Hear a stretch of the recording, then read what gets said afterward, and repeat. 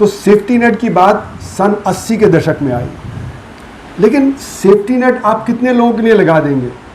Safety net कम ही लोगों के लिए लगाया जा सकता है। अमेरिका में ठीक है, आप 5% के लिए लगा सकते हैं, लेकिन भारत में जहाँ गरीबी 70-75% है, वहाँ पे सेफ्टी नेट नहीं काम करता। तो इसलिए सेफ्टी नेट से समाधान नहीं है। समाधान तो तभी होगा जब रोज़गार पैदा होगा, और जब ये नई नीतियाँ जो आई हैं उनमें जब रोज़गार पैदा नहीं होगा तो समस्या बढ़ेगी। तो हमारे देश में भी हमने 2005 के बाद सेफ्टी नेट लगाया। हमने right to education, right to food, right to employment, ये सारी नीतियाँ आईं यूपीए के दौरान, लेकिन समाधान नहीं निकला, क्योंकि बेरोज़गारी को आपको ख़त्म करना है, तब ये समाधान बनेगा।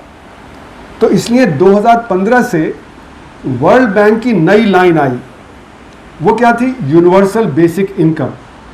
मतलब हम सबको रोज़गार नहीं दे सकते, तो जिसको रोज़गार नहीं होगा उसके हाथ में पैसा नहीं होगा, पैसा नहीं होगा तो बाज़ार में मांग कम हो जाएगी, जब बाज़ार में मांग कम हो जाएगी तो फिर उत्पादन कम होगा, जब उत्पादन कम होगा तो प्रॉफिट कम होगा। तो ये कहा कि जिसके पास पैसा नहीं है उसको पैसा देना ज़रूरी है। तो यानी कि यूनिवर्सल बेसिक इनकम का आइडिया 2015 से शुरू हुआ। लेकिन ये जो यूनिवर्सल बेसिक इनकम का आइडिया है वो कैपिटलिज्म के खिलाफ जाता है। कैपिटलिज्म का जो बुनियादी प्रिंसिपल है, जो कलेस्की ने अपनी किताबों में जाहिर किया, उसने कहा कि कैपिटलिज्म में जब कोई काम करता है तो उसके एवज में पैसा दिया जाता है, मुफ्त में पैसा नहीं दिया जाता। इसीलिए नई आर्थिक नीतियों में कहा गया कि सब्सिडी खराब है, सब्सिडी सही नहीं है, वो मार्केट को डिस्टॉर्ट करती है। तो सब्सिडी के खिलाफ बात चलती थी कि सब्सिडी नहीं देनी है, तो इसलिए खाने पीने में सब्सिडी नहीं देनी है, वर्कर को सपोर्ट नहीं करना है क्योंकि वो मार्केट के खिलाफ जाएगा। लेकिन अब कैपिटलिज्म खुद कह रहा है कि हमको मुफ्त में पैसा देना पड़ेगा। यानी कि कैपिटलिज्म का एक बड़ा क्राइसिस है जो बढ़ता चला जा रहा है। और जैसे कि बताया, आर्टिफिशियल इंटेलिजेंस के आने से तो ये खतरा और ज़्यादा तेज़ी से बढ़ रहा है, क्योंकि अभी तक क्या हो रहा था कि मैकेनाइजेशन हो रहा था। जो हम काम हाथ से करते थे वो मशीन से होने लगा मैकेनाइजेशन में। यानी कि आप खेती कर रहे हैं तो आपको फसल की कटाई करनी है तो अब वो हार्वेस्टर कंबाइन कर देगा, आपको बुवाई करनी है तो वो ट्रैक्टर से हो जाएगी, आपको थ्रेशिंग करना है तो मशीन से हो जाएगा, आलू निकालना है तो मशीन से खोद लेंगे। तो हर चीज़ में मैकेनाइजेशन, यानी कि फिजिकल लेबर, जो मेहनत है हाथ की, उसको मशीन कर रहा था। लेकिन अब आर्टिफिशियल इंटेलिजेंस के आने से जो दिमागी काम है वो भी अब कंप्यूटर से हो जाएगा।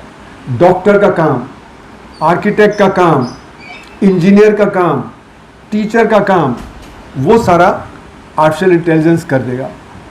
तो जैसे कि आजकल बच्चे ChatGPT-4 का इस्तेमाल कर रहे हैं अपने निबंध लिखने का।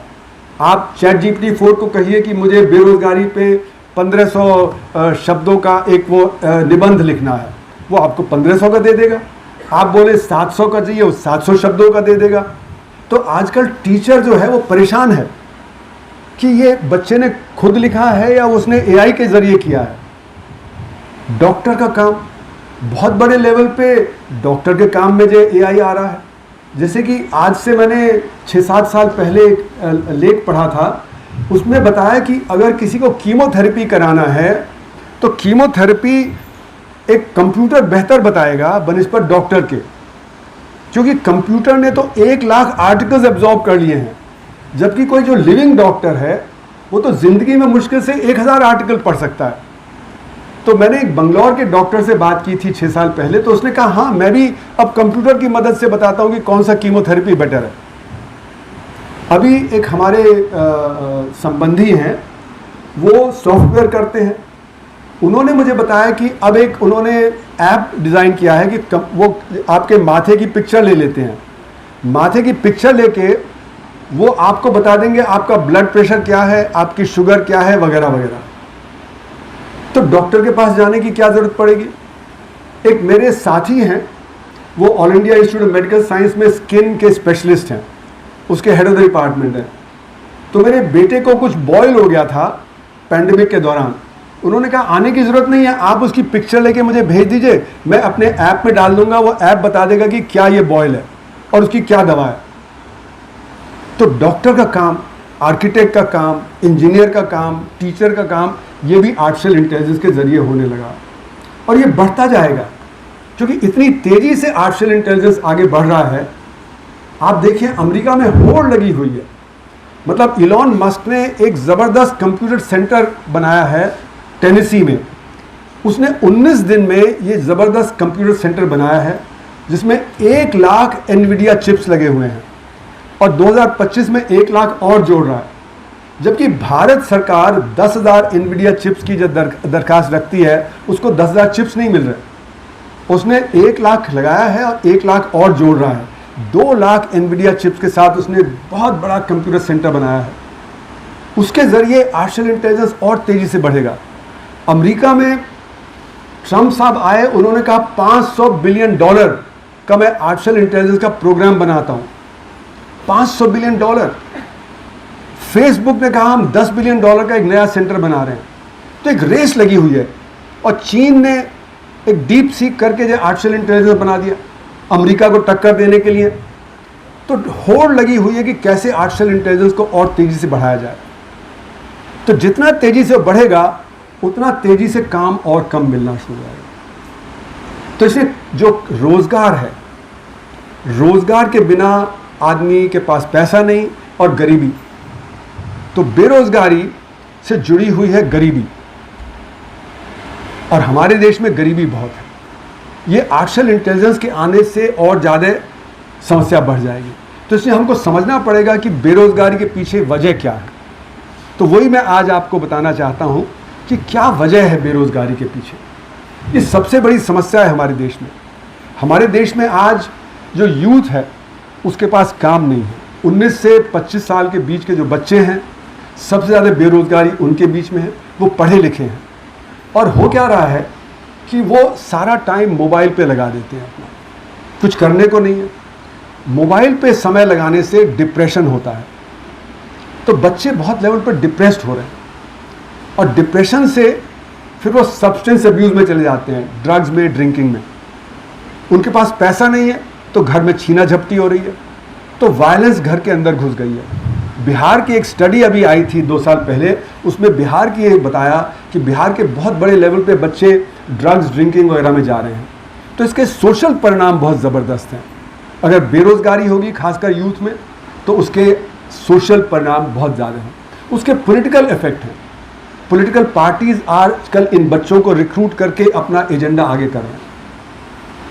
और वो एजेंडा किस दिशा में जा रहा है, क्योंकि ये बच्चे तो फ्रस्ट्रेटेड हैं, उसका फ्रस्ट्रेशन को डील करने के लिए वो बच्चों को गलत दिशा में मोड़ दे देते हैं। तो इसलिए जो ये बेरोज़गारी बढ़ रही है उसके सोशल इफ़ेक्ट्स और पॉलिटिकल इफ़ेक्ट्स भी बहुत ज़्यादा हैं। तो इसलिए ये हमें समझना बहुत ज़रूरी है। तो मैं यहाँ तो संक्षेप में ही बात रखूँगा क्योंकि बात तो बहुत बड़ी है, लेकिन मेरा मानना है कि इसके बारे में हमको बहुत ज़्यादा चिंता करनी चाहिए। तो सरकार इस तरफ से जो ध्यान बटाने के लिए क्या कहती है कि हमारी अर्थव्यवस्था तो बहुत अच्छा कर रही है, हम तो दुनिया में सबसे तेज़ बढ़ती अर्थव्यवस्था है। क्या ये बात सच है? मेरा मानना है सरकार कहती है कि हमारी अर्थव्यवस्था पिछले 10 साल में 6.5% की रफ्तार से बढ़ रही है। वो बड़ी अर्थव्यवस्थाओं में सबसे तेज़ बढ़ती अर्थव्यवस्था है, लेकिन मैंने अपने लेखों में दिखाया है कि हमारी अर्थव्यवस्था महज 2% पे बढ़ रही है, कुछ 6.5% पे नहीं बढ़ रही। और यही वजह है कि बेरोज़गारी बढ़ती है। अगर 6.5% पे बढ़ती होती तो बेरोज़गारी इतनी नहीं होती। और सरकार ने गलत काम किए, कई नोटबंदी कर दी जिसका धक्का असंगठित क्षेत्र पे लगा। असंगठित क्षेत्र में बहुत सारे यूनिट्स बंद हो गए, उनका काम रुक गया, तो उससे बेरोज़गारी और बढ़ गई। फिर उसके अगले साल उन्होंने जीएसटी लगा दिया जो स्ट्रक्चरली गलत है, उसका फिर धक्का लगा असंगठित क्षेत्र को। और असंगठित क्षेत्र में आपको पता है 94% लोग काम करते हैं। तो अगर 94% लोग जहाँ काम करते हैं उसको आप एक के बाद एक धक्का देंगे, पहले नोटबंदी का धक्का, फिर जीएसटी का धक्का, उसके अगले साल 2018 में नॉन बैंकिंग फाइनेंशियल कॉर्पोरेशंस का क्राइसिस, उससे भी असंगठित क्षेत्र को धक्का लगा। और 2020 में आके सडन लॉकडाउन कर दिया पैंडेमिक के दौरान, जिससे कि जो बेचारे असंगठित क्षेत्र में काम करते थे वो एकदम जब उनका काम खत्म हो गया। तो 4 बड़े धक्के लगे हैं जिससे कि हमारा असंगठित क्षेत्र पे बहुत बड़ा असर पहुंचा है। तो इसलिए मेरा मानना है कि गरीबी, बेरोजगारी और इन्फ्लेशन ये नेचुरल नहीं है। सरकार कहती है नहीं ये तो होगा ही, मैं कहता हूँ ये सिस्टम की देन है। ये जो आपका डेवलपमेंट पैराडाइम है और जो गलत नीतियाँ हैं उसकी वजह से है। तो वो अपने को बचाने के लिए कहते हैं नहीं ये तो होता ही है। मैं कहता हूँ नहीं, आपका सिस्टम सही नहीं है इसलिए ये होता है। तो हमारी जो अर्थव्यवस्था होती है, अर्थव्यवस्था एक सिस्टम के हिसाब से चलती है। उस सिस्टम में डिसाइड होता है कि कितनी रोजगार पैदा होगा, किसके हाथ में आमदनी जाएगी, कौन जो बेरोजगार रहेगा। तो इस सिस्टम को हमें बदलना पड़ेगा। तो सिस्टम जो है उसमें एक पैराडाइम होता है, मतलब कि एक बड़ी सोच होती है सिस्टम में कि किस प्रकार से अर्थव्यवस्था बढ़ेगी। और वो जो सोच है वो कौन निर्धारित करता है? जो अमीर लोग, जो कैपिटलिस्ट। तो आज की जो कैपिटलिस्ट सोच है वो कैपिटलिस्ट ढंग से अर्थव्यवस्था को चला रहे हैं और उसकी ही देन है कि ये बेरोजगारी वगैरह इस तरह से आती है। और उसको बदलना नहीं चाहते। जो कैपिटलिस्ट है वो बदलेगा क्यों? क्योंकि वो बदलेगा तो उसी को नुकसान होगा, तो बदलना नहीं चाहते। तो वो तरह तरह की जो जस्टिफिकेशन देते हैं कि क्यों सिस्टम ऐसे चलेगा। तो जो ये सिस्टम है इसमें आज पूरा रोजगार पैदा नहीं हो सकता। क्यों नहीं हो सकता, यही मैं कोशिश करूंगा अपनी बात समझाने की। तो हम लोगों ने एक रिपोर्ट बनाई थी बेरोजगारी पे, कुछ सर्वोदयी ग्रुप, कुछ गांधीयन ग्रुप से मिलके मुझे एक चेयरमैन बनाया था एक कमेटी का। हम लोगों ने 2022 में एक रिपोर्ट पेश की थी। तो उस रिपोर्ट में ये बताया कि हमारे सरकार कहती है कि हमारा बेरोजगारी तो 3% 4% ही है। और क्यों वो कहती है? क्योंकि वो गिनते ही नहीं है जो बेरोजगार हैं उनको, तो फिर कमी आएगी। दूसरी बात ये कि गरीब आदमी बेरोजगार नहीं रह सकता, उसको तो कुछ कमाना ही है, तो इसलिए वो झक मार के कुछ ना कुछ करेगा। तो हमने कहा बेरोजगारी 4 तरह की है। वो एक बेरोजगारी सिर्फ नहीं है, इसके अलग अलग पहलू हैं बेरोजगारी के। सबसे पहला तो वो जो काम ढूंढ रहा है और काम नहीं मिल रहा, वो बेरोजगार है। लेकिन दूसरा वो है जो काम पे मार्केट में जाता है, बाजार में खड़ा होता है, लेकिन उसको पूरे 8 घंटे का काम नहीं मिलता। बाजार में वो जाएगा, रिक्शा रखेगा, रिक्शे वाले को 2 घंटे का काम मिल रहा है, 10 घंटे वो खड़ा है। वहाँ पे आपका जो सिर पे बोझा ढोने वाला वो 10 घंटे बैठा है, उसको 2 घंटे 3 घंटे का काम मिल रहा है। तो उसको हम बोलते हैं अंडर एम्प्लॉयड। मतलब एक तो हो गया अनएम्प्लॉयड और एक हो गया अंडर एम्प्लॉयड। ये अंडर एम्प्लॉयड बहुत हैं। वो बेचारा एक बस स्टैंड पे चना बेच रहा है, बहुत थोड़ा काम है उसके लिए, बहुत थोड़ी उससे आमदनी होगी, तो अंडर एम्प्लॉयड है। फिर तीसरा वो जिसको हम बोलते हैं डिस्गाइज्ड अनएम्प्लॉयड, मतलब छुपी हुई बेरोजगारी। मतलब खेत पे पूरा परिवार जा रहा है लेकिन पूरे परिवार के लिए काम नहीं है, तो उसको हम बोलते हैं छिपी हुई बेरोजगारी। क्योंकि सरकार तो उनको गिन लेगी क्योंकि वो खेत पे गया है, पर असल में काम नहीं है। दुकान पे चले जाइए, देखिए दुकान पे पूरा परिवार बैठा हुआ है लेकिन एक व्यक्ति के लिए काम है, पर क्योंकि परिवार बैठा है तो आप उसको गिन लेते हैं। तो ये छुपी हुई बेरोजगारी है जिसका कि ये हमें जिक्र नहीं किया जाता है। तो ये तीसरी तरह की हुई। और चौथी वो जिन्होंने काम ढूंढना ही बंद कर दिया, जिसको हम बोलते हैं कि वो लेबर फोर्स के अंदर ही नहीं आते, क्योंकि वो काम ढूंढ ही नहीं रहे। अब वो हताश हो गए हैं, वो काम नहीं ढूंढ रहे। और सबसे ज़्यादा संख्या उसमें किसकी आती है? शिक्षित नौजवान की और महिलाओं की। खासकर महिलाओं को काम नहीं मिल रहा है, तो वो झक मार के अब उन्होंने काम ढूंढना बंद कर दिया। हमारी सरकार कहती है नहीं, अगर वो घर पे भी काम कर रहे हैं तो हम उसको मान लेंगे रोजगार है। आईएलओ कहता है नहीं, उसको हम नहीं मानेंगे। जो मार्केट में काम कर रहा है, जिसको एक तनख्वाह मिल रही है, वही रोजगार है। पर जो घर पे है, मुफ्त में काम कर रहा है, वो रोजगार नहीं है। तो हमारे देश में अगर हम सरकारी आंकड़ों के हिसाब से भी जाएं तो 55% लोग हमारे लेबर फोर्स में हैं।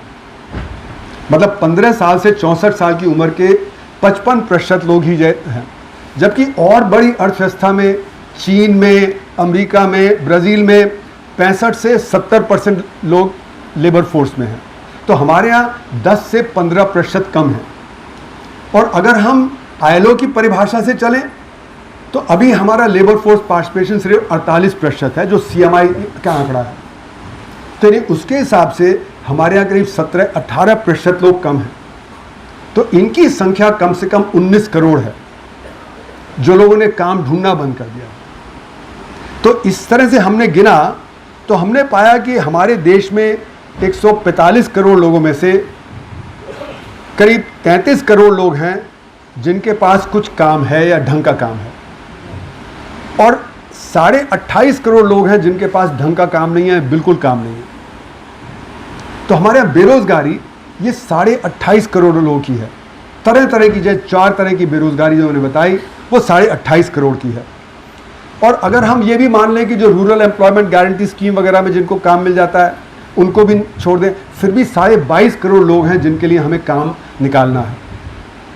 सरकार तो कहती है कि नहीं, 1.5-2 करोड़ के लिए काम निकालना है। हम कह रहे हैं कि नहीं, 22.5 करोड़ लोगों के लिए काम निकालना है हमें। और हर साल कितने बच्चे जब मार्केट में आते हैं जिनको काम चाहिए, तो हमने आंका कि 2.5 करोड़ बच्चे हैं जो हर साल काम के लिए आते हैं, उनको काम नहीं मिल रहा। तो 22.5 करोड़ का तो बैकलॉग है जो पहले से बना हुआ आ रहा है, और ऊपर से 2.5 करोड़ और इस 2.5 करोड़ में हमने 25% महिलाओं को निकाल दिया, क्योंकि वो शादी हो जाती है, बच्चा हो जाता है, वो काम नहीं कर पाती है, तो उनको निकाल के 2.5 करोड़ का फिर चाहिए। तो हमें 22.5 करोड़ की जो बैकलॉग है उसको ख़त्म करना है, 2.5 करोड़ अतिरिक्त देना है। तो हमें कम से कम 6 या 7 करोड़ काम हर साल निकालने पड़ेंगे, तब जाके ये समस्या ख़त्म होगी, नहीं तो समस्या बढ़ती चली जाएगी। और सरकार क्या कहती है कि हमें तो 50 लाख काम निकालने हैं, हम कह रहे हैं 5, 6, 7 करोड़ निकालने हैं। तो सरकार जो कह रही है वो तो एक तरह से ऊंट के मुंह में जीरे के बराबर है, उससे हमारी समस्या हल नहीं होने वाली है। तो ये जो समस्या है इससे कैसे जूझें? सरकार का कहना है कि हमारी अर्थव्यवस्था तेजी से बढ़ेगी तो बेरोजगारी खत्म हो जाएगी। तो तेजी से कैसे बढ़ेगी? वो कहते हैं कैपिटलिस्ट को और कंसेशन दो। कैपिटलिस्ट को जब हम कंसेशन देंगे तो वो जब अर्थव्यवस्था को बढ़ाएंगे। हम कह रहे हैं नहीं, उल्टा है। जब आप आदमी के हाथ में पैसा देंगे, उसको रोजगार देंगे, तो उससे डिमांड बढ़ेगी और तब जो होगा। आप अभी जो आपकी नीति है उसके चलते हुए तो आपकी बिलियनियर्स की संख्या बढ़ रही है। बिलियनियर्स की संख्या हमारे देश में दुनिया में तीसरी है, अमेरिका चीन के बाद हम हैं, जबकि प्रति व्यक्ति आय से हम 140वें स्थान पे हैं। तो इतने गरीब देश में जहां पे हम 140वें स्थान पे हैं प्रति व्यक्ति आय के हिसाब से, कैसे इतने बिलियनियर्स आ गए? क्योंकि कैपिटलिस्ट डेवलपमेंट में जो ऊपर का व्यक्ति है वही सारी कमाई ले जाता है और नीचे का जो व्यक्ति है वो कमाई से नहीं जाए, वो वंचित रह जाता है। तो इसलिए ये कहना कि पहले हम ग्रोथ करेंगे फिर उसको डिस्ट्रीब्यूशन करेंगे, ये बिल्कुल गलत है। वो कहते हैं कि पहले हम जब बड़ा कर देंगे अर्थव्यवस्था को और फिर नीचे जाएगा। हम कह रहे हैं उल्टा है, अगर आप पहले नीचे देंगे तो अर्थव्यवस्था बड़ी भी होगी और सामाजिक न्याय भी होगा। अभी आप सामाजिक न्याय के खिलाफ जा रहे हैं, क्योंकि गैर बराबरी है वो आप बढ़ाते जा रहे हैं। तो ये जो आज की ग्रोथ है जिसमें इतनी बेरोजगारी है, उससे समस्या का हल नहीं निकलने वाला। हमारा जो ग्रोथ है, जिस प्रकार का ग्रोथ है, उसको हमें बदलना पड़ेगा। अगर वो नहीं बदलता है तो ये नहीं होगा। और इसके पीछे हम लोगों ने ये बताया अपनी रिपोर्ट में कि टेक्नोलॉजी का बहुत बड़ा हाथ है, क्योंकि टेक्नोलॉजी के चलते हुए आजकल रोजगार पैदा नहीं हो रहा है। अगर आप देखें तो संघर्ष क्षेत्र में 6% लोग काम कर रहे हैं, 1990 में भी 6% लोग काम करते थे, आज भी 6% लोग काम कर रहे हैं, जबकि संघर्ष क्षेत्र में लाखों करोड़ों रुपए का जो इन्वेस्टमेंट हो चुका है। तो लाखों करोड़ का इन्वेस्टमेंट तो हो रहा है, लेकिन उसमें काम नहीं पैदा होता। उदाहरण के तौर पे मैंने मारुति के एक नेता से बात की, उसने बताया कि आज से 10 साल पहले मारुति फैक्ट्री से एक कार 58 सेकंड में निकलती थी, आज 38 सेकंड में एक कार निकलती है। और उस समय एक कार पे 10 आदमी और 10 रोबोट काम करते थे, और आज 20 रोबोट और 5 लोग काम करते हैं। तो आपने उत्पादन तो दुगना कर दिया, लेकिन आपका जो एम्प्लॉयमेंट वो आधा हो गया। उसी तरह आप टाटा को ले लीजिए, टाटा स्टील को। टाटा स्टील 1990 में 2 मिलियन टन स्टील पैदा करता था और 88,000 लोगों को उसमें नौकरी मिलती थी। आज टाटा स्टील 16 मिलियन टन यानी 8 गुना ज़्यादा उत्पादन करता है, और उसके जो काम करने वाले हैं वो 30,000 रह गए। तो जो काम करने वाले 1/3 हो गए और उत्पादन 8 गुना बढ़ गया।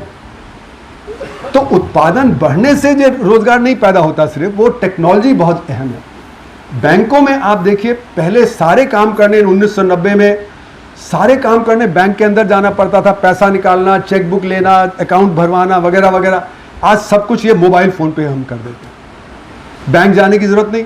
तो बैंकों का काम 1990 के कंपैरिजन में आज 1000 गुना बढ़ गया है, लेकिन उसका वर्कफोर्स आधा हो गया। रेलवे में देख लीजिए, वर्कफोर्स कम होता जा रहा है, रेलगाड़ियां बढ़ती जा रही, क्योंकि ऑटोमेशन हो रहा है। तो टेक्नोलॉजी का एक बहुत बड़ा रोल होता है, और ये जब तक हम टेक्नोलॉजी को नहीं समझेंगे तो वो हमें बात समझ में नहीं आएगी कि क्या हो रहा है। तो आज के जो समस्या है बेरोजगारी की, उसको हमने अपने रिपोर्ट में बताया कि सबसे पहली समस्या ये कि हमारे देश में टॉप डाउन पॉलिसी अपनाई हमने, मतलब ऊपर का डेवलपमेंट हो जाए, वो नीचे रिस्क के चला जाए। ये हमारे देश में हुआ नहीं। ये जो टॉप डाउन अप्रोच है, ये यूरोप के लिए सही था 1820-1830, आज से 200 साल पहले, लेकिन भारत के 1950 के जो उसमें वो सही नहीं था, क्योंकि टेक्नोलॉजी में बहुत बड़ा अंतर था। हमने स्टील प्लांट बना दिए, हमने बड़े बड़े वो बना दिए, पर उसमें रोजगार नहीं पैदा होता।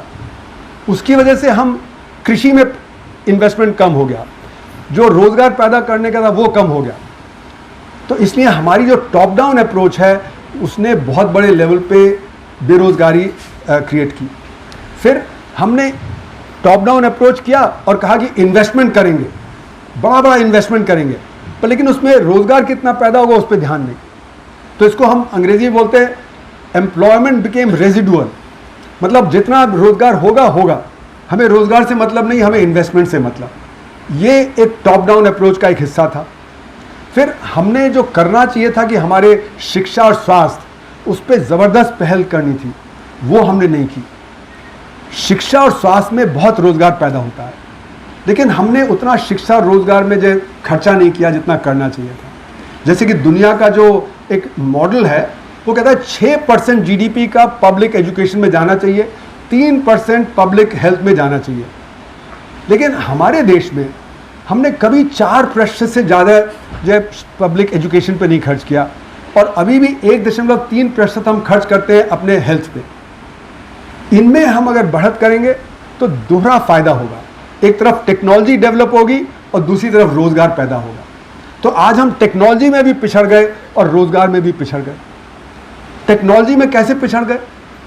चीन हमारा एक तरह से दुश्मन देश है, लेकिन आज चीन के साथ हमारा $85 बिलियन का ट्रेड डेफिसिट है। वहां से हाई टेक्नोलॉजी आइटम भी आ रहा है और लो टेक्नोलॉजी आइटम भी आ रहा है। पतंग का मांझा भी आ रहा है, गणेश की मूर्ति भी आ रही है, दिवाली की लाइट भी आ रही है, और होली की पिचकारी भी आ रही है, और एपीआई फार्मास्यूटिकल के भी आ रहे हैं, इलेक्ट्रॉनिक्स भी आ रहा है, ऑटोमोबाइल कंपोनेंट्स भी आ रहे हैं। तो हाई टेक्नोलॉजी और लो टेक्नोलॉजी सब में वो हमें बीट कर दे रहे हैं। और जब वहाँ से माल आता है तो हमारा जो छोटा धंधा है वो ख़त्म हो जाता है, क्योंकि माल वहाँ से आ रहा है, यहाँ पे उत्पादन में असर पड़ जाता है। आपको टॉर्च लाइट चाहिए तो वो वहाँ से आ रही है, आपको जो वो जैकेट चाहिए तो वो वहाँ से आ रही है। तो वो हाई टेक्नोलॉजी लो टेक्नोलॉजी में कैसे आगे बढ़ गए? वो अपना जो जीडीपी का 3% R&D में खर्च करते हैं। हमारे देश में हम 0.6% खर्च करते हैं, यानी वो हमसे 5 गुना ज़्यादा जीडीपी का प्रतिशत खर्च करते हैं, और उनकी अर्थव्यवस्था आज हमसे 5 गुनी बड़ी है, यानी कि वो हमसे 25 गुना ज़्यादा R&D में, टेक्नोलॉजी डेवलपमेंट में खर्च कर रहे हैं। तो इसीलिए वो दुनिया का मैन्युफैक्चरिंग हब बन गया। अमेरिका भी उनसे घबरा रहा है, अमेरिका भी उनसे नेगोशिएट कर रहा है। भारत से नेगोशिएट सक्सेसफुल नहीं हो रहा, उनके साथ बराबर नेगोशिएट कर रहा। तो इस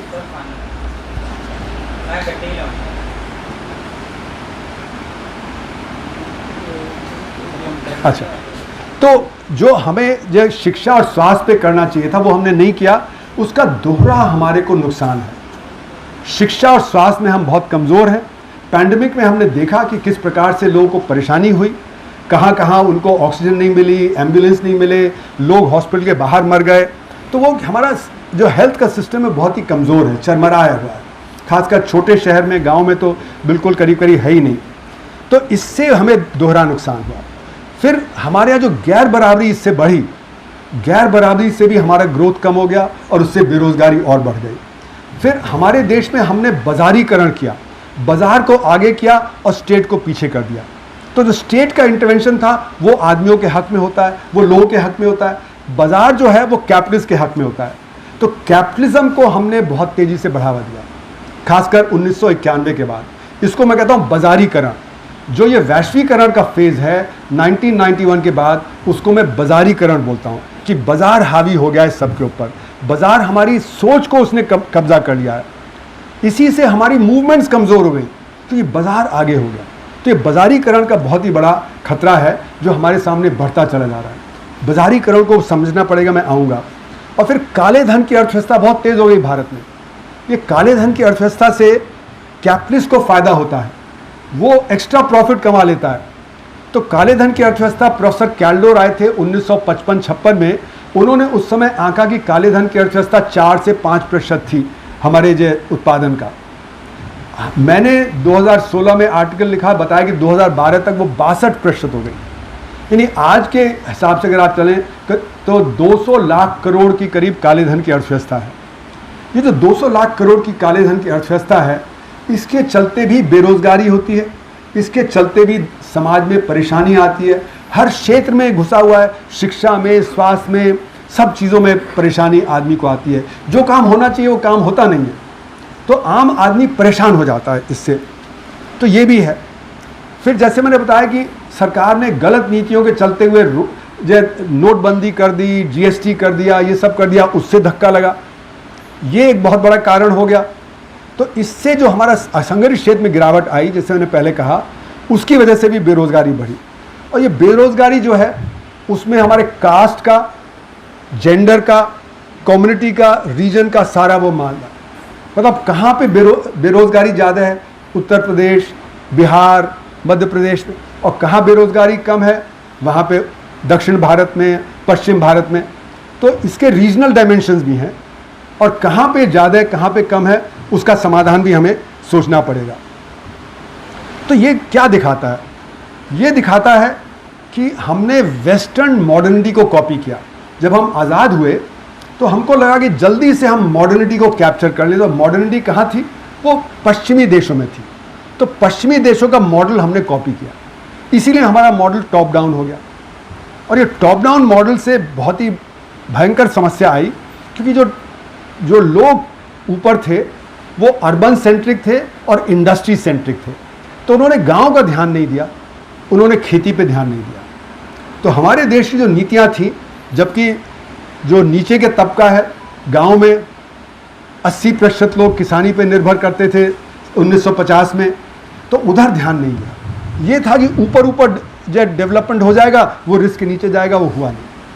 तो जो ये वेस्टर्न मॉडर्निटी का आइडिया हमने कॉपी किया, पश्चिमी मॉडर्निटी को जो हमने कॉपी किया, उससे हमारी नीतियां गलत दिशा में चली गई। और कोशिश हमारी ये रही कि कृषि में जो सरप्लस पैदा होता था उसको निकाल के हम इंडस्ट्रियलाइज करेंगे। तो कृषि भी कमज़ोर हो गया और इंडस्ट्री में जो नौकरी नहीं पैदा हुई। कृषि अगर तेज रहता तो वहाँ पे नौकरी और पैदा होती। तो कृषि की कमज़ोरी और जो हमारे इंडस्ट्री का जो हाई टेक्नोलॉजी का इस्तेमाल करना, दोनों से हमारे बेरोज़गारी का असर पड़ा। तो ये हमें समझना पड़ेगा कि जो नीतियाँ हैं, जो नीति निर्धारक हैं, वो किस प्रकार से नीतियाँ बना रहे थे सन 47 के बाद, जिससे कि इसका बहुत बड़ा असर हुआ। फिर अगर आप देखें तो जो नीतियाँ हमने अपनाई, उससे देश में बराबर क्राइसिस चलता रहा। सन 50 के दशक में बैलेंस ऑफ पेमेंट क्राइसिस आया, सन 60 के दशक में कृषि का क्राइसिस आया, जबकि बहुत बड़ा ड्राउट हुआ 65-67 में, और हमको अमेरिका पे निर्भर करना पड़ा। वहाँ से जब गेहूँ आता था तो उन्होंने हमारा स्क्वीज़ करके, वर्ल्ड बैंक और अमेरिका ने हमारे करेंसी को डिवैल्यू कर दिया ज़बरदस्त। जितना डिवैल्यूएशन 67 में हुआ, उतना डिवैल्यूएशन और कभी नहीं हुआ। तो उससे उन्होंने सरप्लस हमारा खींचा।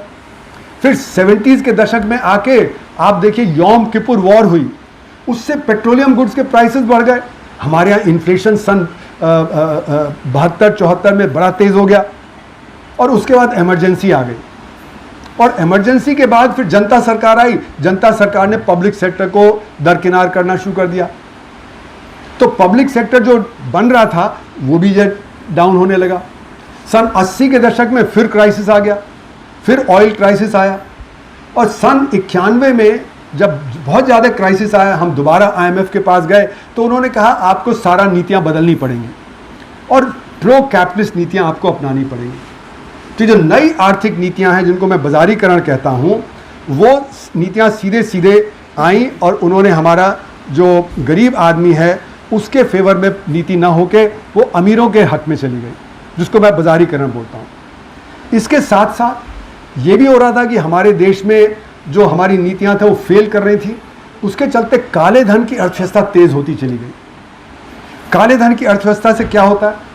काले धन की अर्थव्यवस्था मतलब गड्ढा खोदो और गड्ढा भरो, यानी दिन में एक व्यक्ति को लगा दो गड्ढा खोदने के लिए और रात में एक व्यक्ति को लगा दो गड्ढा भरने के लिए, तो अगले दिन आपका उत्पादन शून्य और 2 लोगों को तनख्वाह मिल गई।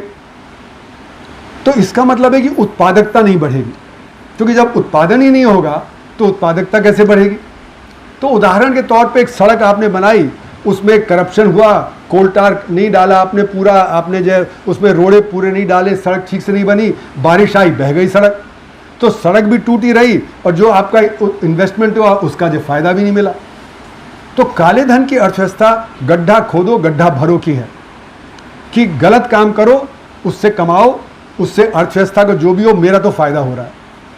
तो ये अर्थव्यवस्था जो काले धन की अर्थव्यवस्था बढ़ती चली गई, इसके चलते हमारे देश का जो पोटेंशियल है, जो हम कर सकते थे वो नहीं कर पाए। हमारी उत्पादकता बढ़ती, उससे रोजगार पैदा होता, वो सबको सेटबैक हुआ। तो जो हमारी जो पॉलिसीज़ हैं, जो नीतियां हैं, वो काले धन की अर्थव्यवस्था की वजह से फेल हो गई। अच्छी अच्छी नीतियां थी वो सब फेल होने लगी। जैसे कि शिक्षा के उस क्षेत्र में आप देखें, आपने पैसा भेजा स्कूल बनाने के लिए, पैसा कहीं और चला गया, स्कूल नहीं बना, स्कूल शिक्षक नहीं, वहाँ पे डिस्पेंसरी के लिए आपने पैसा भेजा, डिस्पेंसरी नहीं, या वहाँ पे डॉक्टर नहीं है, या वहाँ पे दवा नहीं है, या कोई फैसिलिटी नहीं है, तो पैसा तो गया। तो इसको चिदम्बरम साहब ने अपने बजट 2005 के बजट में कहा कि expenditures don't lead to outcome. आप खर्चा करते हैं लेकिन उसका फ़ायदा नहीं मिलता है, क्योंकि खर्चा तो हो रहा है पर वो बाहर निकल जाता है। और एक बड़ा हिस्सा जो काले धन का है वो देश के बाहर निकाल लेते हैं। जो कैपिटलिस्ट हैं उसको फ्लाइट ऑफ कैपिटल बोलते हैं। फ्लाइट ऑफ कैपिटल मतलब देश से पूंजी बाहर चली जाती है और बाहर जाके फिर वो अपना उसको घुमा फिरा के फिर स्टॉक मार्केट में लगा देते हैं। तो इसको बोलते हैं राउंड ट्रिपिंग, मतलब पैसा निकाला और राउंड ट्रिप करके दोबारा देश में ले आए। इससे क्या होता है कि काला धन और फिर पनपता है, क्योंकि बड़ा आसान तरीका है, हवाला के जरिए आपने पैसा निकाल लिया, आपने लेयरिंग के जरिए पैसा निकाल लिया। तो जब जितना आसान होगा काला धन जनरेट करना, उतना और बनेगा, उतना और घूम के आएगा, और जितना काला धन बनेगा उतना अर्थव्यवस्था पे और ज़्यादा खतरा मंडराएगा।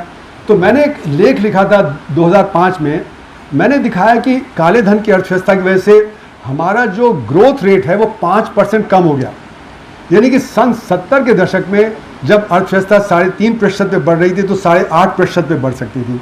पिछले अगर 10 साल में 6.5% पे बढ़ रही थी तो 11.5% पे बढ़ सकती थी। तो अगर 5% आप जोड़ लें सन 70 के दशक से, तो आज हमारी अर्थव्यवस्था 8 गुना ज़्यादा बड़ी होती, और 8 गुना ज़्यादा बड़ी होती तो 8 गुना ज़्यादा रोज़गार भी पैदा होता। तो काले धन की अर्थव्यवस्था के चलते हमारी नीतियाँ भी फेल कर जाती हैं, हमारा ग्रोथ भी कम हो जाता है, हमारी बेरोज़गारी भी बढ़ जाती है। तो काले धन की अर्थव्यवस्था से बहुत बड़ा असर हमारे देश के अर्थव्यवस्था पे, बेरोज़गारी पे, सब पे पड़ता है। अब हम आए कि एक तो ये काले धन की अर्थव्यवस्था हो गई, दूसरा ये टेक्नोलॉजी। जैसे मैंने कहा टेक्नोलॉजी का बहुत ज़बरदस्त असर है और इसका कृषि में भी बहुत असर है। कृषि में भी रोज़गार पैदा नहीं हो रहा सन 2000 के बाद से, क्योंकि इतना ज़्यादा टेक्नोलॉजी, नई टेक्नोलॉजी आ रही है, हार्वेस्टर, कंबाइन, ट्रैक्टर, थ्रेशर, ये सब, तो वहाँ पे भी नहीं। और वहीं पे 46% सबसे ज़्यादा लोग वहीं काम कर रहे हैं, उनके लिए काम पैदा नहीं हो रहा। तो जब वहाँ काम पैदा नहीं होगा तो बाकी समाज में भी नहीं होगा। उसी तरह ट्रेड है, ट्रेड में देख लीजिए आज ई कॉमर्स बढ़ रहा है, वो 20-30% की रफ्तार से बढ़ रहा है। तो लोग ई कॉमर्स में जा रहे हैं, तो जो बगल का आपका जो ट्रेडर है, जो दुकानदार है, उस पर जो डिमांड कम हो गई। तो खासकर पैंडेमिक के समय से जो नेबरहुड स्टोर है, जो बगल का आपका जो परचून की दुकान वगैरह है, उनका धंधा कम हो रहा है। और जो हमारा ई कॉमर्स है वो बहुत मैकेनाइज्ड है, उसमें बहुत कम लोगों को काम मिलेगा। तो जो जहाँ पे काम मिलेगा वो आपके जब बगल के स्टोर में, वहाँ पे धंधा कम हो रहा है। तो ये सारे के सारे जो सेक्टर्स हैं, इससे क्या हो रहा है कि हमारे जो देहाती इलाके हैं वहाँ पे काम पैदा नहीं हो रहा, और इसीलिए पंजाब में तो लोग फिर विदेश में जाने की कोशिश कर रहे हैं, चाहे सही ढंग से चाहे गलत ढंग से, क्योंकि जब रोज़गार यहाँ पैदा नहीं होगा तो वहाँ जाएंगे। दूसरा, वो कोशिश करते हैं शहर चले जाएं, लेकिन शहर में उत्पादन करना बहुत ही महंगा पड़ता है। उदाहरण के तौर पे अगर आप एक स्कूल को दिल्ली में लगाएंगे तो 15-20 करोड़ रुपया लगेगा, गांव में लगाएंगे तो 50 लाख में हो जाएगा। तो जितने में आप एक स्कूल जो शहर में लगाएंगे उतने में आप 20 जो गाँव में लगा सकते हैं। तो जितना जब माइग्रेशन होगा गांव से शहरों की तरफ, उतना ज़्यादा हमारा डेवलपमेंट और एक्सपेंसिव हो जाएगा। तो अगर हमारी नीति शुरू से रहती कि हम गांव में इन्वेस्टमेंट करते, ना कि शहर में और इंडस्ट्री में, तो हम बॉटम अप अप्रोच करते। और चीन ने यही किया। चीन ने जब 1980s और 1990s में उसने डेवलपमेंट किया तो उसने विलेज इंडस्ट्री से किया। विलेज इंडस्ट्री 20-30% बढ़ी वहाँ पे। तो उनका जो इंडस्ट्रियलाइजेशन है वो बॉटम अप रहा। उन्होंने सबको इंक्लूड करके अपना इन्वेस्टमेंट किया, डेवलपमेंट किया। हमारे यहाँ टॉप डाउन रहा, बड़ी बड़ी इंडस्ट्री क्रिएट हो गई, लेकिन जो माइक्रो स्मॉल इंडस्ट्री है वो पनप नहीं पाई। तो उन्होंने मॉडल जो किया उससे उनका जो डेवलपमेंट भी हुआ, रोज़गार भी हुआ। हमारे यहाँ वो डिस्प्लेसमेंट रहा। तो इसलिए मेरा मानना है कि अभी जैसे मैंने कहा कि ये जो सिचुएशन है, जो आज की स्थिति है, वो और ज़्यादा बिगड़ जाएगी। जैसे जैसे AI बढ़ेगा ये सिचुएशन और ज़्यादा बढ़ेगी। तो हमको ये सोचना पड़ेगा कि हम टेक्नोलॉजी को किस प्रकार से एम्प्लॉय करें।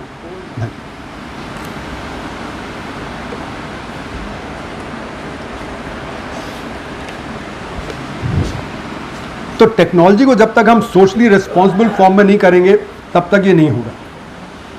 तो हमारा जो असंगठित क्षेत्र है, जहाँ पे कि 94% लोग काम करते हैं, और संगठित क्षेत्र जहाँ पे 6% काम करते हैं, हमको अपने असंगठित क्षेत्र को बढ़ाना पड़ेगा।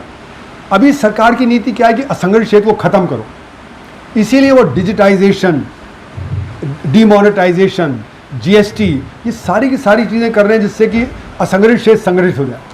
लेकिन असंगठित क्षेत्र संगठित हो ही नहीं सकता। कृषि में हमारे देश में 85% जो किसान हैं वो 5 एकड़ से कम जोतते हैं। वो छोटे किसान हैं या बिल्कुल ही छोटे हैं, वो आधा एकड़ 1 एकड़ ज़मीन जोतते हैं, वो संगठित हो ही नहीं सकते। हमारा जो इंडस्ट्री है माइक्रो सेक्टर में 1.7 लोग काम करते हैं एवरेज में, वो संगठित हो ही नहीं सकते। माइक्रो सेक्टर की परेशानी क्या है? बाजार, फाइनेंस और टेक्नोलॉजी, वो तीनों चीज़ डेवलप नहीं कर सकते। उसके लिए उनको मदद चाहिए, तब वो डेवलप करेंगे। जैसे चीन में किया, सरकार ने बहुत बड़े लेवल पे जो विलेज इंडस्ट्री वगैरह उसको डेवलप किया, उसको सपोर्ट प्रोवाइड किया, तो वो समाधान हो सकता है। पर हमारे इंडस्ट्री में क्या है? 6000 बड़े यूनिट है, 6 लाख स्मॉल और मीडियम यूनिट है, और 6 करोड़ माइक्रो यूनिट है। तो MSME सेक्टर का 97.5% रोजगार माइक्रो सेक्टर में है, और बाकी जो 2.5% है MSME का, वो ज़्यादातर स्मॉल इंडस्ट्री में है। तो करीब करीब आप देखें, स्मॉल और माइक्रो ख़त्म कर देंगे तो ये जो 99% रोजगार है MSME का, वो ख़त्म होगा, और इसीलिए आपकी समस्या बढ़ती चली जाएगी। तो हम उल्टा कर रहे हैं, हमें तो उनको सपोर्ट करना है, हम उनको सपोर्ट करने की जगह गड़बड़ कर रहे हैं। तो इसलिए मेरा मानना है कि अगर जब से नोटबंदी हुआ तब से जो माइक्रो सेक्टर को धक्का लगा, कृषि को धक्का लगा, उससे उनका 10 से 12 लाख करोड़ रुपए का हर साल नुकसान हुआ है। जो उनकी बढ़त हो सकती थी वो ख़त्म हो गई। तो 10 से 12 लाख करोड़ रुपए का नुकसान हुआ। 6.5% की जगह हमारा रेट ऑफ ग्रोथ रह गया 2%। यानी कि सरकार जो कह रही है कि आज हमारा जो 350 लाख करोड़ रुपए का GDP है, वो एक्चुअली में करीब 48% कम है, क्योंकि वो गलत नाप रहे हैं। वो संगठित क्षेत्र की ग्रोथ को कह रहे हैं ये अर्थव्यवस्था की ग्रोथ है, जबकि असंगठित क्षेत्र गिरावट पे है। तो हमारे 48% कम है, और वो हमें समझ नहीं आता, क्योंकि हम सिर्फ सरकारी आंकड़ों पे जाते हैं कि सरकार कह रही है कि 6.5% की ग्रोथ है, दुनिया की फास्टेस्ट ग्रोइंग इकोनॉमी है, लेकिन वो फास्टेस्ट ग्रोइंग इकोनॉमी नहीं है। तो सरकार कहती है हम अब चौथी बड़ी अर्थव्यवस्था बन गए, जापान से आगे निकल गए। लेकिन मेरा मानना है कि अभी हम 7वीं बड़ी अर्थव्यवस्था है, क्योंकि इसमें 48% उन्होंने अतिरिक्त जोड़ दिया है, जो उन्होंने गलत जोड़ा है। जो असंगठित क्षेत्र का है वो गलत जोड़ा है।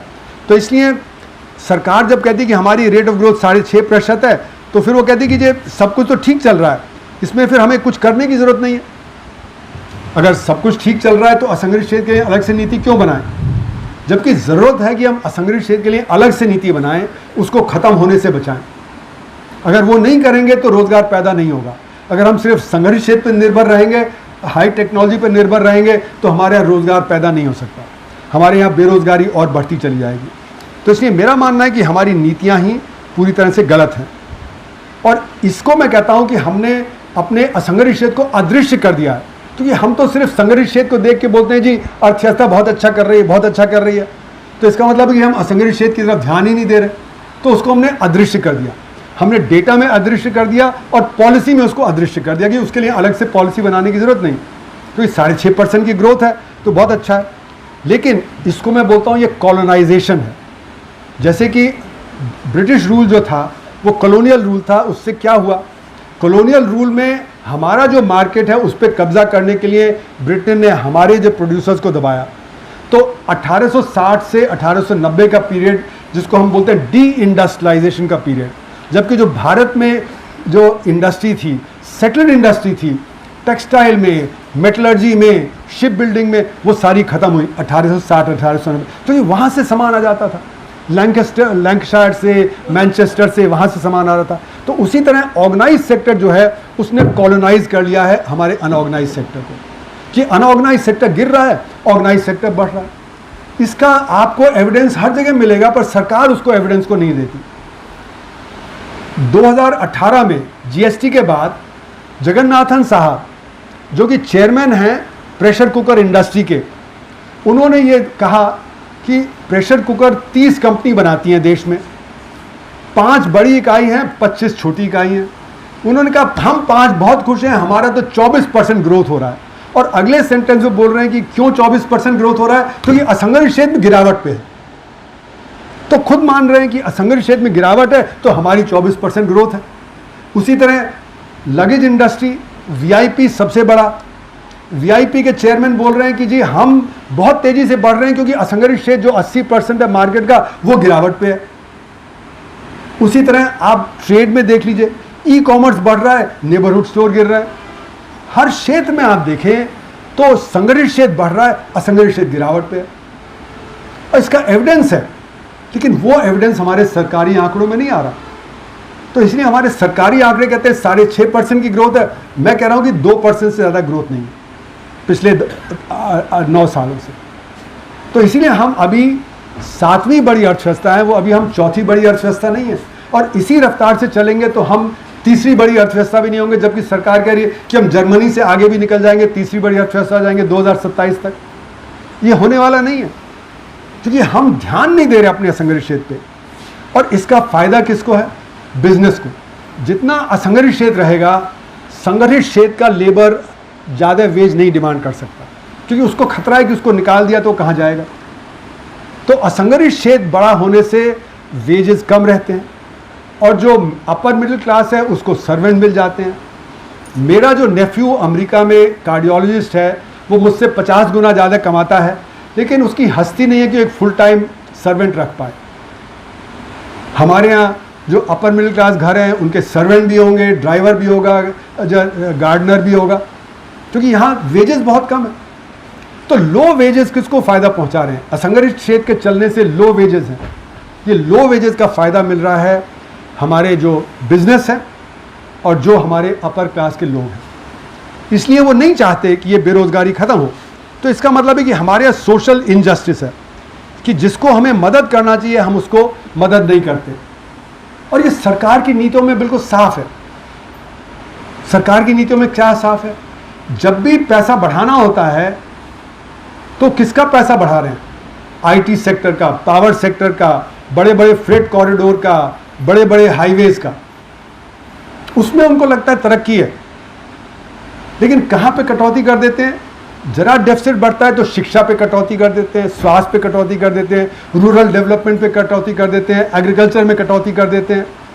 तो अगर क्राइसिस है तो सबसे पहले ये जो बड़े बड़े प्रोजेक्ट हैं इनमें कटौती करो, शिक्षा स्वास्थ्य में, रूरल एम्प्लॉयमेंट गारंटी स्कीम में, इनमें क्यों कटौती करते हो? वो दिखाता है कि हमारी सरकार की मंशा क्या है। वो बड़े बड़े हाईवेज और बड़े बड़े रेलवे फ्रेट कॉरिडोर क्यों बना रहे हैं? जिससे कि ऑर्गेनाइज सेक्टर का माल गांव-गांव तक पहुंच जाए। तो गांव की इंडस्ट्री कमजोर होती चली जाएगी और गांव की इंडस्ट्री का जो प्रोडक्शन है वो बड़ी बड़ी इंडस्ट्री देगा। और ये जो बड़े प्रोजेक्ट हैं, रेलवे फ्रेट कॉरिडोर, हाईवे, इनमें रोजगार नहीं पैदा होता।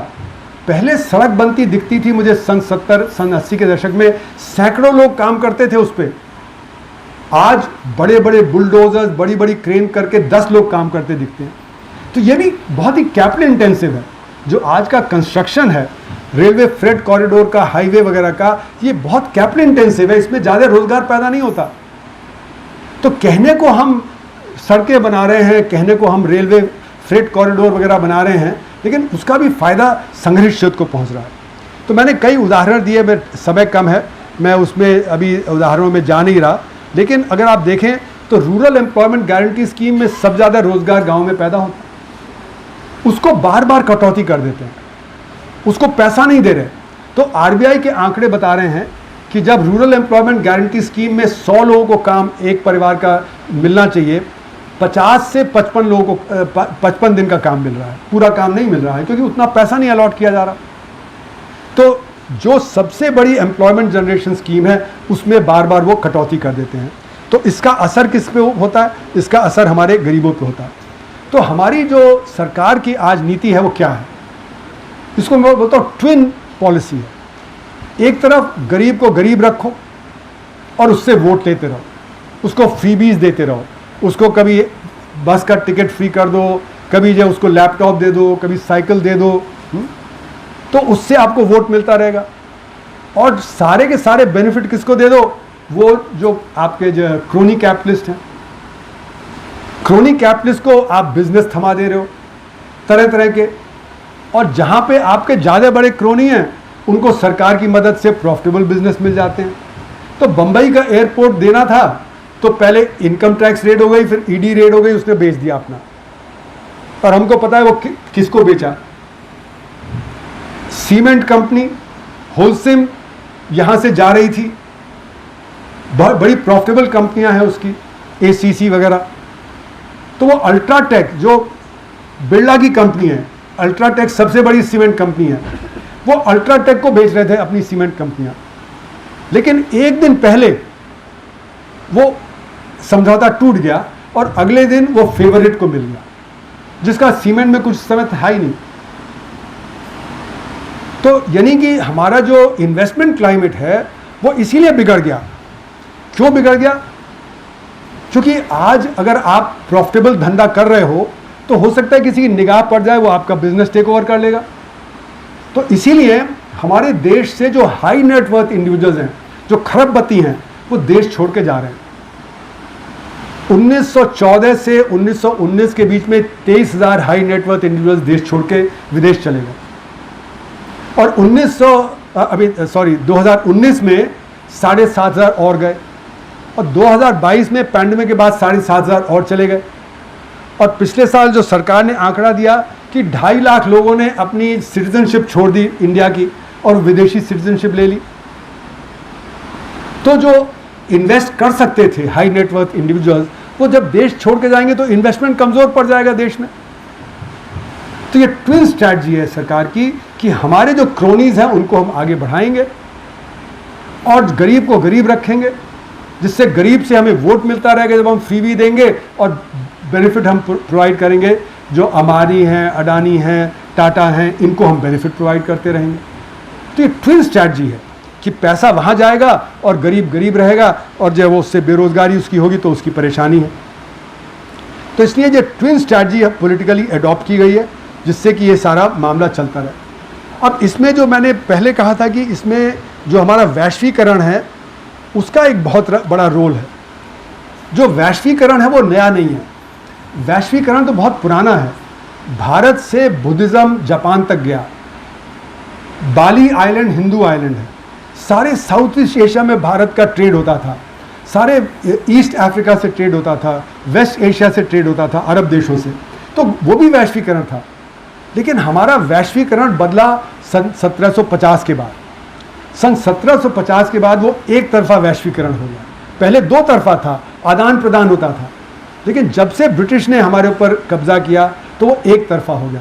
वेस्ट से सारे आइडियाज़ आ रहे हैं हमारे ऊपर, वो थोपे जा रहे हैं, तो एक तरफा हो गया।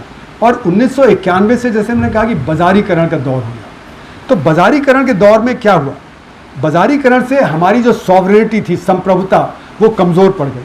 क्योंकि अब हमें इंटरनेशनल फाइनेंस कैपिटल बता रहा है, वर्ल्ड बैंक बता रहा है, IMF बता रहा है कि क्या नीतियां आपको अपनानी है। तो जो संप्रभुता जो कमज़ोर पड़ती है, तो आप अपनी नीतियां अपने ढंग से नहीं चला सकते। आप अपने गरीब के लिए नहीं चला सकते, आप अपने किसान के लिए नहीं चला सकते, आप अपने वर्कर के लिए नहीं चला सकते। और इसीलिए सरकार कहती है कि वर्ल्ड बैंक, IMF हमारा फिस्कल डेफिसिट देख रहा है, फिस्कल डेफिसिट को कम करो।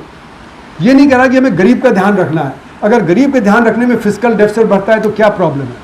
पर वो कह रहे नहीं, वहाँ से लोन नहीं मिलेगा हमें। पर हमें लोन की ज़रूरत है क्या? हमें क्यों लोन की ज़रूरत है? तो इसलिए जो आज इंटरनेशनल फाइनेंस कैपिटल है, जिसको हम बोलते हैं जो ग्लोबल कैपिटल है, वो निर्धारित कर रहा है दुनिया कैसे चलेगी। और ट्रम्प साहब उसको रिप्रेजेंट करते हैं। ट्रम्प साहब कह रहे नहीं, दुनिया नहीं, मैं अपना हक जताऊंगा, मैं जैसे चाहता हूं वैसे दुनिया। तो ये एक स्टेज और आगे निकल गया ट्रम्प साहब का, कि वो हर एक के ऊपर टैरिफ लगा रहे हैं और खुद कह रहे हैं कि हमें ज़ीरो टैरिफ पे, मतलब आप अपना बाजार खोल दो, हम टैरिफ नहीं पे करेंगे, आप टैरिफ पे करोगे, हम नहीं करेंगे, बिल्कुल एक तरफा।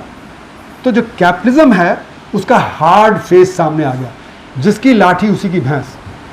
मैं आपको दबा सकता हूं, मैं आपको दबाऊंगा। अभी तक एक सॉफ्ट फेस ऑफ कैपिटलिज्म था, जिसमें कि आदान प्रदान था। WTO में हमने टैरिफ एक्सेप्ट किया कि इतना टैरिफ लगेगा, इसको कहते हैं बाउंड रेट्स। तो वो समझौता था, अमेरिका के दबाव में वो समझौता हुआ। जो डंकल ड्राफ्ट था, जो मार्केश में साइन हुआ 1 जनवरी 1995 से WTO शुरू हुआ, वो अमेरिका के दबाव में बना था। अमेरिका ने उससे बहुत फ़ायदा उठाया। उसने हमारे सर्विसेज मार्केट को खोल दिया, इन्वेस्टमेंट को खोल दिया, ट्रिप्स को खोल दिया, ट्रिम्स को खोल दिया, सब कुछ किया। WTO में डिस्प्यूट सेटलमेंट मैकेनिज्म वगैरह लागू किया, जो वो चाहता था उसने कराया। लेकिन आज कह रहा है कि हम उसको नहीं मानेंगे, आज जो मैं चाहता हूँ वो होगा। तो मल्टीलैटरल से अब बाईलैटरल हो गया, अब हर एक देश को अलग अलग हो। तो कैपिटलिज्म का एक हार्ड फेस आज हमारे सामने आया है। तो ये जो इंटरनेशनल फाइनेंस कैपिटल है, वो चाहता है कि बाजार में वो हो जो वो चाहता है। ट्रम्प साहब कहते हैं वो होगा जो मैं चाहता हूँ। पर ये 1991 से ये बात हो गई थी कि बाजार में वो होना चाहिए जो मल्टीनेशनल कैपिटल चाहता है, जो हमारे देश चाहते हैं वो नहीं। तो संप्रभुता बहुत बड़े लेवल पे हमारी कंट्रोल हो गई। तो इसका जो ये बाजारीकरण हुआ, इसके कई आयाम हैं। पहला है कि मोर is better. More is better की मतलब जितनी आप खपत ज़्यादा करेंगे उतनी आपकी वेलफेयर बढ़ेगी। अगर आपके पास एक शर्ट है तो 2 शर्ट होनी चाहिए, एक कार है तो 2 कार होनी चाहिए, एक घर है तो 2 घर होने चाहिए। तो ये कंज्यूमरिज्म का बेसिस है। जितना कंज्यूमरिज्म बढ़ेगा उतना प्रॉफिट बढ़ेगा, क्योंकि उतना आपका सेल बढ़ेगा। तो कंज्यूमरिज्म को जानबूझ के प्रमोट किया जाता है। किस प्रकार से? एडवर्टाइजिंग के जरिए। तो अगर कार बेचनी है तो एक सुंदर महिला को खड़ा कर दें तो कार बिकेगी। कोई और चीज़ बेचनी है तो एक सुंदर महिला को खड़ा कर दें या वायलेंस को क्रिएट कर दें। तो मोर इज़ बेटर से कंज्यूमरिज्म बढ़ रहा है, उससे पर्यावरण पे ज़बरदस्त आघात पहुंच रहा है, उससे क्लाइमेट चेंज हो रहा है। बेमौसम की बारिश, गर्मी, ये सारी, मतलब यांगसी नदी चीन में जो सबसे बड़ी नदी उनकी है, जो हमारी गंगा से 4 गुना बड़ी है, वो 3 साल पहले सूख गई। ऐसा हुआ नहीं कभी। कैलिफोर्निया में, स्पेन में, फ्रांस में आग लग रही है जंगलों में। फ्रांस में कभी आग नहीं लगती थी जंगलों में। कनाडा में 40-45 डिग्री सेंटीग्रेड, जबकि वो इतना ठंडा देश है। तो ये क्लाइमेट चेंज से ज़बरदस्त गरीब आदमी को असर पड़ेगा, हमारे कृषि को असर पड़ेगा। जैसे जैसे गर्मी बढ़ेगी, पानी सूखेगा, तो हमारे कृषि पे असर पड़ेगा। तो ये जो कंज्यूमरिज्म है ये हमारे लिए सही नहीं है। इसके साथ साथ लालच आज आ गया है। पहले लालच, ऐसा नहीं लालच नहीं होता था, लालच होता था, लेकिन लालच को आजकल सेलिब्रेट करते हैं, क्योंकि जिसके पास जितना ज़्यादा पैसा है वो उतना ज़्यादा समृद्ध माना जाता है। तो लालच करके आप जैसे तैसे पैसा कमाइए, सब ठीक है। आज जिसके पास मर्सिडीज बेंज है, लोग उसकी पूजा करते हैं, जो बेचारे गरीब है उसको तो जो थू थू करते हैं। आप किसी बिल्डिंग में चले जाइए, कार है तो सामने कार पार्क होगी, आपका स्कूटर है तो पीछे पार्क होगा। तो ये एक सारा का सारा जो माहौल है, इसमें मोर इज बेटर का मतलब कि सैक्रिफाइस नहीं करना चाहिए, जबकि हमारा समाज सैक्रिफाइस पे बिल्ड होता है। जब परिवार में माता पिता बच्चे के लिए सैक्रिफाइस करते हैं, बच्चा बड़ा होता है। जिस देश में सैक्रिफाइस किया जाता है वो बड़ा होता है। आज सैक्रिफाइस को बेवकूफ़ी मानते हैं कि आप सैक्रिफाइस करेंगे तो आप खुद ही अपने लिए कर रहे हैं। तो मेरा बेटा मुझे कहता है कि आज का जो थिंकिंग है वो है कि अपना काम बनता, भाड़ में जाए जनता। अपना करो, जनता तो बेवकूफ़ है, जनता को बेवकूफ़ बनाओ। तो समाज कैसे चलेगा? समाज तो टूटेगा। उसी तरह शादी है, शादी में अगर दोनों कहें कि भाई मुझे फ़ायदा हो रहा है, उसको नुकसान हो रहा है, तो जिसको नुकसान हो रहा है वो मैं डाइवोर्स कर दूं। तो जब मैं अमेरिका में पढ़ता था उस समय मिड 70s में 25% शादियां टूट चुकी थी और 50% लोग साइकाइट्रिस्ट के पास जाते थे।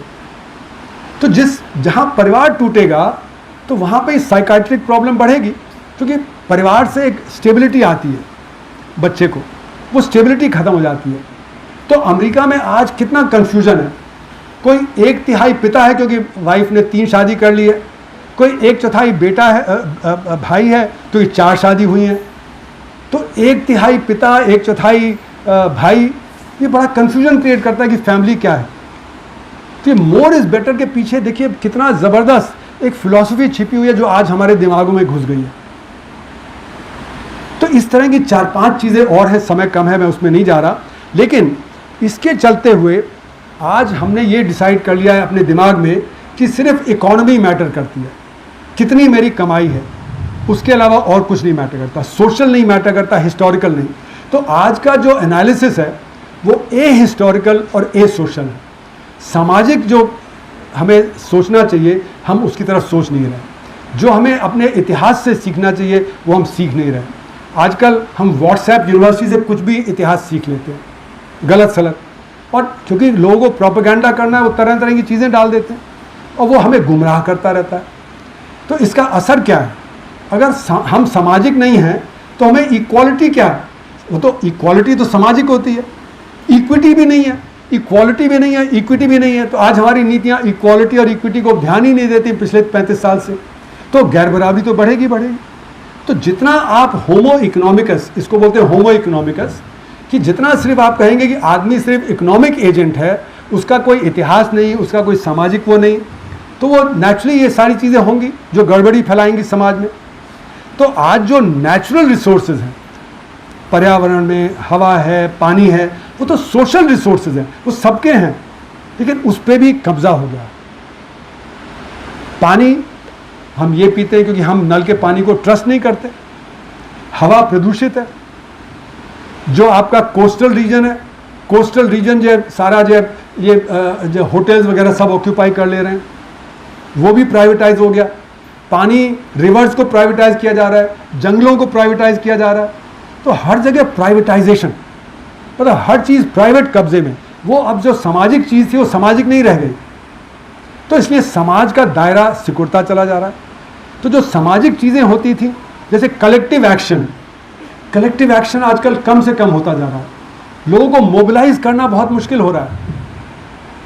फैक्ट्री गेट पे मीटिंग्स होती थी, फैक्ट्री गेट पे मीटिंग्स नहीं हो रही, और उसके पीछे क्या है कि आज हमारी फैक्ट्रियों में कम से कम 50% कॉन्ट्रैक्ट लेबर है, परमानेंट लेबर नहीं है। कॉन्ट्रैक्ट लेबर की हिम्मत नहीं है कि वो फैक्ट्री गेट पे आके जो प्रोटेस्ट कर सके। हमारे टीचिंग प्रोफेशन में दिल्ली यूनिवर्सिटी में 12,000 टीचर्स में से 6,000 टीचर टेम्पररी हैं या ad hoc. Temporary ad hoc teacher principal की मुट्ठी में रहता है, वो प्रोटेस्ट नहीं कर सकता। जिस दिन वो प्रोटेस्ट करेगा निकाल दिया जाएगा। तो यूनियंस, मतलब दिल्ली यूनिवर्सिटी में सन 80 के दशक में सारी टीचर्स मूवमेंट को सपोर्ट करता था, क्योंकि यूजीसी पे धरना देना है, एचआरडी पे सपोर्ट देना है, तो वहाँ पे दिल्ली यूनिवर्सिटी का टीचर सामने होता था। 3,000 टीचर में से 600-700 निकल के आते थे। 2014 में जब मैं जनुटा का प्रेसिडेंट बना, जेएनयू टीचर्स एसोसिएशन का, तो Nandita Narayan Delhi university teachers association की प्रेसिडेंट थी। वो इतनी मेहनती महिला, इतना मोबिलाइज करती, लेकिन 12,000 टीचर में उनके कॉल देने पे 20 लोग निकलते थे, जबकि सन 80 के दशक में 3,000 में से 600 निकलते थे।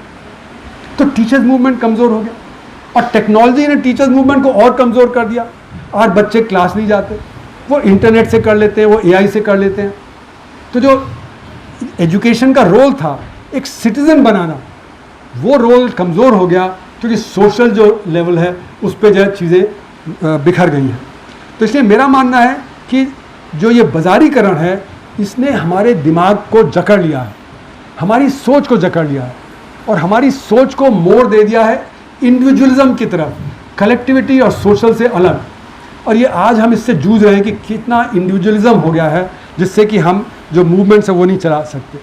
तो ये बहुत ही बड़े लेवल पे हमें शिक्षा पे ध्यान देना पड़ेगा, किस प्रकार की शिक्षा हो, कितना शिक्षा पे हमारा जो टेक्नोलॉजी डेवलपमेंट का हो, कितना हमारा शिक्षा पे सिटीजनशिप बिल्ड करना। सिटीजनशिप बिल्ड करने के लिए बहुत ज़रूरी है, जो टीचर होता है वो एक रोल मॉडल होता है बच्चे के लिए कि किस प्रकार का सिटीजन हो। अगर आज सारा इंटरनेट पे हो जाएगा, आज सारा आपके जो ऑनलाइन क्लासेस होंगे, तो सिटीजनशिप का रोल नहीं बिल्ड हो सकता। और इसीलिए आप देखेंगे कि कॉलेजेस में जहाँ पे कि हम लोग लीडरशिप बिल्ड करते थे, आजकल कॉलेजेस में यूनियंस नहीं है, और यूनियंस नहीं होंगी तो आपका लीडरशिप नहीं बिल्ड होगा, और सिर्फ ऊपर ऊपर से अमीर लोग आएंगे, वो राज्यसभा के मेंबर बन जाएंगे, वो लोकसभा का इलेक्शन लड़ेंगे। वो जो नेता बनते हैं पहले, जो नीचे से उभरते थे, वो बात ख़त्म हो गई है। तो इसलिए शिक्षा पे हमें बहुत ज़्यादा ध्यान देना पड़ेगा। और फिर इस सब के बाद ये सवाल उठता है कि क्या हमारे पास साधन हैं ये सब करने के लिए? क्या हम अच्छी शिक्षा, अच्छा स्वास्थ्य ये सब कर सकते हैं? क्या हमारे पास साधनों की कमी है? सन 91 में जब नई आर्थिक नीतियां आई तो ये कहा गया कि हम साधन नहीं है हमारे पास, इसलिए मल्टीनेशनल को हमें इनवाइट करना है, फॉरेन डायरेक्ट इन्वेस्टमेंट को इनवाइट करना है। पर साधन किसके लिए नहीं है? साधन हमारे अमीरों के कंजम्पशन के लिए नहीं है, गरीबों के कंजम्पशन के लिए पूरे साधन हमारे पास है। गरीब आदमी को क्या चाहिए? घर बनाना है, उसको जब प्लास्टिक चाहिए, मिट्टी चाहिए, बांस चाहिए, वो सब यहाँ पे उपलब्ध है। उसको शिक्षा चाहिए, कोई हम टीचर को बाहर से नहीं बुलाएंगे, कोई किताबें बाहर से नहीं लाएंगे। उसको हेल्थ चाहिए, हेल्थ का पूरा इंतजाम हम कर सकते हैं, उसके लिए कोई बाहर से डॉक्टर वगैरह को लाने की ज़रूरत नहीं है। तो जो बुनियादी चीज़ें हैं उसके लिए हमें विदेश से कुछ लाने की ज़रूरत नहीं। लेकिन जो अमीर का कंजम्पशन है, कारें हैं, पेट्रोल उसके लिए चाहिए, वो इम्पोर्ट होता है, उसके लिए कमी है। तो अमीर के कंजम्पशन के लिए साधनों की कमी है, न कि गरीब की ज़रूरतों के लिए। तो गरीब की ज़रूरतें हम अपने साधनों पे पूरी कर सकते हैं। लेकिन जो नई आर्थिक नीति आई उसने कमर तोड़ दी, उसने कहा नहीं, हम तो गरीब हैं, हमारे पास साधन नहीं है। ये एक पॉलिटिकल चीज़ है, ये पॉलिटिकली हमें डील करना पड़ेगा कि हम गरीब तो हैं, लेकिन आम आदमी के साधनों के लिए हम गरीब नहीं हैं। हमारे किसान को जो चाहिए, हमारे मजदूर को जो चाहिए, उसके लिए हमारे पास पर्याप्त साधन है। हम उसको अच्छी शिक्षा, स्वास्थ्य, उसको खाना पीना सब दे सकते हैं। उसके लिए हमें इंपोर्ट की ज़रूरत नहीं है, और जो हमें इंपोर्ट की ज़रूरत पड़ेगी उतना तो हम एक्सपोर्ट करते ही हैं। तो अमीरों के कंजम्पशन के लिए हमारे पास साधन नहीं है। तो इसलिए हमारे देश में अमीरों को सपोर्ट करने के लिए डायरेक्ट टैक्सेस को कम किया, इनकम टैक्स कम है, कॉर्पोरेट टैक्स कम है, इनडायरेक्ट टैक्स ज़्यादा है, excise duty, GST, customs duty ये ज़्यादा है। उसका बोझ किस पे पड़ता है? आम आदमी पे। और जो बोझ पड़ना चाहिए अमीरों के ऊपर, आपके income tax, corporation tax, wealth tax का, वो हमने ख़त्म कर दिया। वेल्थ टैक्स को ख़त्म कर दिया, एस्टेट ड्यूटी को ख़त्म कर दिया। यही तो टैक्स के साधन है जहाँ से अमीरों से आप ले सकते हैं। अगर आप एवरेज में 1% भी वेल्थ टैक्स लगा दें, सिर्फ टॉप 5% के ऊपर, तो आपका जो डायरेक्ट टैक्स कलेक्शन है वो जो 6% जीडीपी का है वो 12% पहुँच जाएगा। और काले धन की अर्थव्यवस्था को रोक लेंगे तो ये डायरेक्ट टैक्स जीडीपी रेशियो 24% पहुँच जाएगा। तो जो आज कहते हैं कि हमारे पास साधनों की कमी है, हम इससे ज़्यादा शिक्षा पे नहीं खर्च कर सकते, रोज़गार पे नहीं कर सकते, हेल्थ पे नहीं कर सकते, वो सारा का सारा निकल आएगा। अगर आपका 6% 24% हो जाएगा तो आपके पास तो आप देखिए 16% अतिरिक्त आ जाएगा, 18% अतिरिक्त आ जाएगा। तो आप 3% नहीं, आप 10% एजुकेशन पे खर्च कर सकते हैं, आप 3% नहीं 5% आप जो हेल्थ पे खर्च कर सकते हैं, और उससे रोज़गार भी पैदा होगा और खुशहाली भी बढ़ेगी। आप रोज़गार पे खर्च कर सकते हैं। तो हमारे पास साधनों की कमी नहीं है, साधन गलत ढंग से उपलब्ध है। काले धन की अर्थव्यवस्था और उससे लेकर देश से बाहर निकल जाते हैं। तो ये समस्या हमारी है, साधनों की कमी देश के पास नहीं है। और जब हमारे डायरेक्ट टैक्स कलेक्शन ज़्यादा होगा तो हम इनडायरेक्ट टैक्स कम कर देंगे, जीएसटी कम कर देंगे, एक्साइज ड्यूटी, कस्टम्स कम कर देंगे, तो उससे दाम कम हो जाएंगे, इन्फ्लेशन कम हो जाएगा। जितना हम इनडायरेक्ट टैक्स लगाएंगे उतना इन्फ्लेशन तेज़ हो जाता है। तो अगर हम डायरेक्ट टैक्स कलेक्ट करना शुरू कर देंगे तो अमीर को भी नुकसान नहीं होगा, क्योंकि जब देश में खुशहाली बढ़ेगी उसकी भी खुशहाली बढ़ेगी। तो हम लोगों ने एक वैकल्पिक बजट बनाया था 94-95 में, एक बड़ा हमने सिटीजन असेंबली किया था, उसमें बड़े बड़े नेता सारे हमारे साथ जुड़े थे, हरकिशन सिंह सुरजीत जुड़े थे, ए.वी. बर्धन जुड़े थे, जॉर्ज फर्नांडिस, मधु दंदते, सारे लोग थे उसमें, मेधा पाटकर और ये सारे NGOs के भी आए थे। तो 150 लोगों का सिटीजन असेंबली बना के हमने वो ऑल्टरनेट बजट पेश किया था। उसमें ये प्रोग्राम रखा कि कैसे हम साधनों का इस्तेमाल करके देश को तरक्की कर सकते हैं। तो इसलिए हमने ये दिखाया कि साधनों की कमी नहीं है। तो हमें अगर साधनों की कमी नहीं है तो हमें अपनी नीतियों को कहाँ पे करना चाहिए? Full employment policy.